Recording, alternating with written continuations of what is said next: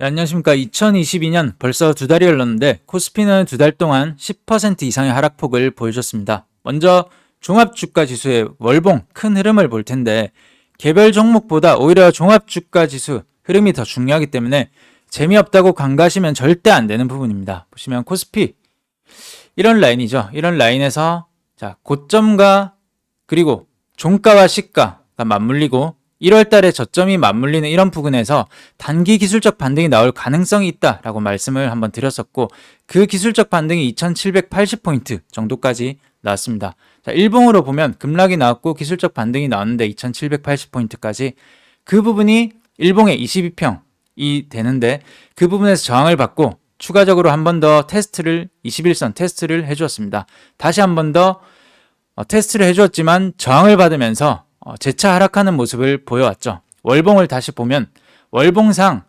지금 현재 캔들이 22평, 월봉의 22평보다 아래에 있기 때문에 한 번 더 상승을 하더라도 재차 저항을 받을 가능성이 많습니다. 그렇다는 것은 중력을 받을 가능성이 많은 구간이고 그 중력을 받는다는 것은 이 월봉의 62평까지는 열어둬야 되는 상황이다. 월봉의 62평이 2400포인트 부근이기 때문에 지금은 아직은 현금화 보수적인 매매 전략이 유용한 때라고 생각이 됩니다.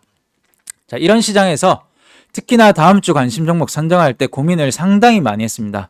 러시아 관련 이슈 종목은 큰 변동성으로 위험한 영역의 섹터고 최근 시장의 주도 섹터인 로봇 관련주도 상승의 여지는 충분하지만 따라 붙기에는 좀 부담스럽고 그렇다고 금요일에 원전 관련 호재 뉴스와 함께 금요일 시간에 무더기 급등을 보여준 이런 원전 관련 종목은 재료의 소멸 관점에서 부담된다고 생각이 돼서 고민이 좀 많이 됐습니다. 그래서 결론은 시장의 중심에 있는 종목, 주도주는 아니지만 이 시점에 지수보다 강한 포지션에 있는 종목은 뭐가 있을까라는 질문을 계속해왔고 보시면 지수가 현재 어떻죠? 장기평선 그리고 중장기평선 중단기평선이 현재 모두 역배열에 있는 상황이기 때문에 지수와는 반대로 완전한 정배열로 우상향 추세에 있는 종목 그 자체만으로 끼가 있는 종목이라 결론을 내렸고 관심 종목을 그 범위 안에서 추리게 되었습니다. 자, 먼저 미래나노텍을 보시면 월봉상 없던 거래량이 아주 크게 들어왔는데 월봉상 양봉, 음봉, 양봉, 양음양 패턴을 형성을 해주었고 그 2월 달의 고가가 1월 달의 시가 부근에서 현재 저항을 받는 모습을 보였습니다. 자, 일봉으로 다시 넘어와서 거래량이 아주 퐁당퐁당 예쁘게 잘 들어왔고 역시나 지수와는 반대로 2년 장기평선, 1년 장기평선, 62평, 22평, 52평 모든 이평선이 완전한 정배열에 있는 상태이죠. 그렇기 때문에 지수와는 반대로 끼가 있는 상태다라고 볼 수 있고 이 20일 이동평균선을 잘 지켜준다면 거래가 들어오면서 그 시점에는 추가적으로 한 번 더 상승할 가능성, 급등이라기보다는 상승할 가능성에 무게를 둘 수 있다라고 볼 수 있습니다. 역시나 손절매 관점 22평 기준으로 매매하면 됩니다. 22평 기준으로. 자, MPC를 보면 이런 라인이죠. 이런 라인에서 계속 저항이 되어 왔는데 그 저항 부분을 뚫는데 다시 한 번 더 눌렸습니다. 눌리고 그 저항 부분이 지지가 된 모습을 볼 수 있죠. 제가 한번 말씀을 드린 종목인데 보시면 이런 라인, 이런 때 의미 있는 거래량이 들어오고 의미 있는 캔들이 나왔습니다. 한번 22평을 찔러줬죠. 그 다음에 22평을 안착을 했는데 거래가 죽지 않았기 때문에 이거를 하나의 그냥 캔들로 보겠습니다. 하나의 캔들로 보고 다음 날에 거래가 완전히 죽으면서 캔들 역시나 완전히 숨을 죽였죠. 그 다음 날이 매수 타점으로 보는데 그 다음 날을 보시면 갭 하락이 나왔습니다. 그렇다는 것은 그냥 안 보면 그만이라는 것이죠. 그 다음 날을 한번 볼까요? 보시면 이게 금요일인데 약간은 샛별형 형태의 캔들을 하면서 호빵맨 형태의 이런 캔들을 하고 있습니다. 눈, 코, 오른쪽 눈이 이런 코, 왼쪽 눈보다 높아졌다라는 관점에서 볼 수 있는데 역시나 장기평선 이 아래 있고 중단기평선이 위에 있는 완전한 지수와는 거꾸로 가는 이런 끼가 있는 모습을 보여주고 있기 때문에 아직까지는 죽지 않았고 22평 또는 본인의 손절가 52평을 기준으로 손절매 관점으로 대응한다면 추가적인 상승 가능성도 열어둘 수 있다. 좋은 그런 가능성이 나올 수 있다라고 보여집니다. 그 다음에 하이로닉 역시나 거래량이 퐁당퐁당 예쁘게 잘 들어왔습니다. 이 종목은 특징이 있는데 22평 이 노란 선을 기준으로 이탈을 하면 급등을 해주고 이탈을 하면 급등을 해주고 이탈을 하면 급등을 해줬죠. 그렇기 때문에 최근에 지금 20평까지 눌려준다면 이런 부근에서 1차 매수를 하고 다시 한 번 더 급등을 할 때를 기다릴 수가 있는데, 스윙 매매 관점으로 조금 주의해야 될 부분은 이런 패턴보다는 조금 주의해야 할 부분이 이재명 관련주로 엮여 있는 종목이죠. 그렇기 때문에 지금 대선이 얼마 남지 않았습니다. 그러면 재료의 소멸 관점으로도 볼 수 있다는 것이죠. 그래서 22평을 기준으로 어떤 움직임을 너무 강한 하락, 급락이 나오면 보지 않아야 되고, 일단 22평 근처에 오면 그 시점부터 관심 종목을 두고 잘 볼 수 있는데, 이런 패턴이 성향상 한 번 더 상승할 가능성이 있다라는 모습으로 볼 수 있습니다. 역시나 중장기 평선 모든 완전 정배열에 있는 상황이죠. 자, LIG 넥스원 역시나 2년 장기 평선 1년, 그 다음에 중단기 평선들이 모두 완전한 정배열에 있는 상황인데, 보시면 자, 앞전으로 한번 넘어가서 자, 이 시점부터 거래량이 강하게 크게 들어오면서 상승 갭을 만들어줬고, 이 캔들은 그렇다면 기준축이 되는 거죠. 기준봉이 되는 것입니다.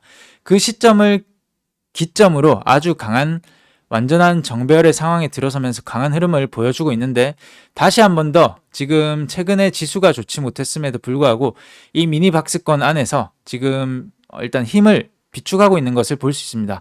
그러면서 캔들 65,000원 라인이 저항이 잘 되고 있기 때문에 지금 이 라인을 65,000원을 넘어서 준다면 아주 좋은 타점이고, 또는 이 65,000원을 지지를 하는 것을 보고 다시 한번 상승할 때 매수를 한다면 좋은 타점으로 볼 수 있습니다. 역시나 손절매 관점, 손절매는 이동평균선 21선을 기점으로 보면 되겠죠. 그런 관점을 볼 수가 있습니다.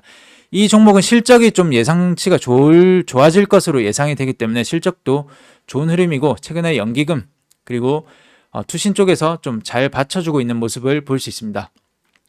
자, 마지막 종목으로 인터플렉스. 인터플렉스는 최근에 이 종목을 노려봤는데 매매는 하지 못했습니다. 보시면 이런 라인이죠. 이런 라인에서 이 윗꼬리 부근에서 강하게 돌파를, 거래량과 함께 동반을 하면서 강하게 돌파를 했고, 이 윗꼬리에서 이 지지를 받고 재차 지지를 받고 상승을 하는 모습을 보였습니다. 역시나 LIG 넥스원의 그런 관점과 동일하죠. 65,000원을 돌파 후 지지를 받고 상승하면 좋은 관점, 인터플렉스도 이런 관점과 동일하죠. 지지를 받고 상승하면 좋은 관점.